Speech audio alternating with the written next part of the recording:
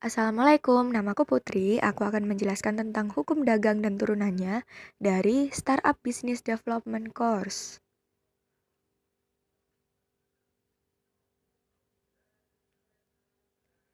Yang pertama, hukum dagang adalah hukum yang mengatur hubungan hukum antara manusia dan badan-badan hukum satu sama lainnya dalam perdagangan atau perniagaan.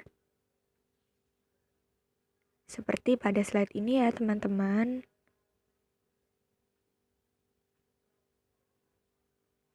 Kedudukan hukum dagang dan hukum perdata adalah lex specialis derogat, lex generalis.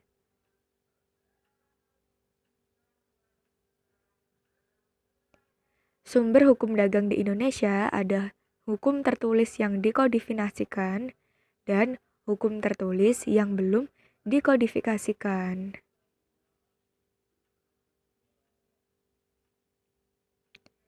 Yang kedua adalah hukum perusahaan, yaitu semua peraturan hukum yang mengatur mengenai segala jenis usaha dan bentuk usaha yang ada di perusahaan.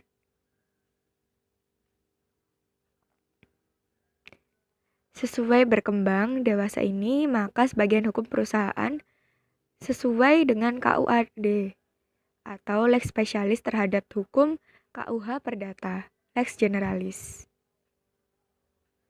Unsur hukum perusahaan yaitu badan usaha, kegiatan perekonomian, dan dilakukan terus-menerus. Bersifat tetap, terang-terangan, menghasilkan keuntungan, dan juga menghasilkan pembukuan pada akhirnya. Dasar hukum perusahaan ada perundang-undangan, kontrak perusahaan, jurisprudensi, dan kebiasaan. Kemudian hukum pengangkutan adalah hukum yang mengatur bisnis pengangkutan, baik laut, darat, udara, perairan, pedalaman, termasuk dari hukum dagang yang tidak terlepas dari bidang hukum perdata. Berikut ini ketentuan pengangkutan dalam KUHD, di dalam dan di luar KUHD, seperti pada gambar ya. Pihaknya yaitu pengirim barang, ekspeditur, pengangkut, penerima barang, pengusaha muat bongkar, dan pengusaha pergudangan. Objek pengangkutan barang seperti pada tabel terbagi dalam 5 bagian. Ada keperluan barang muatan, fisik, sifat alamiah, cara mengurusnya, dan dari jenisnya. Alat pengangkutan barang seperti pada gambar ya, teman-teman. Surat hukum berharga yaitu surat yang pembayarannya mengenai giral, dapat atau tidak dapat diaktifkan orang lain, sehingga membedakannya atas surat berharga yang mempunyai harga atau nilai.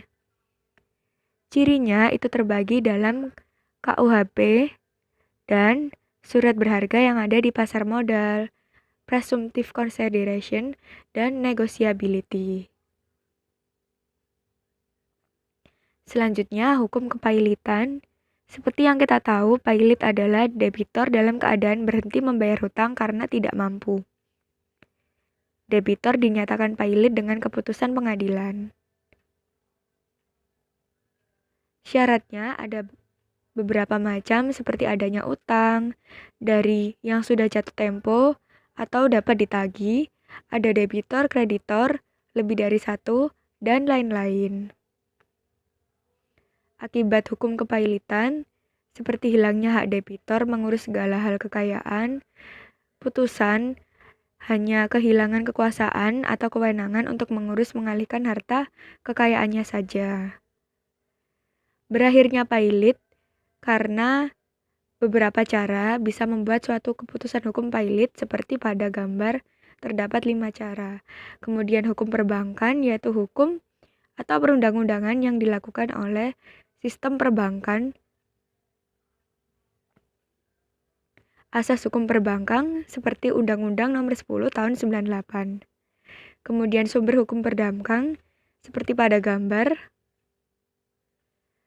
Adapun peraturan perundang-undangan yang menjadi sumber hukum perbankan antara lain sebagai berikut. Prinsip hukum perbankan ada 4. Lalu untuk hukum asuransi adalah suatu kemauan untuk menetapkan kerugian-kerugian kecil yang sudah pasti mengganti kerugian besar.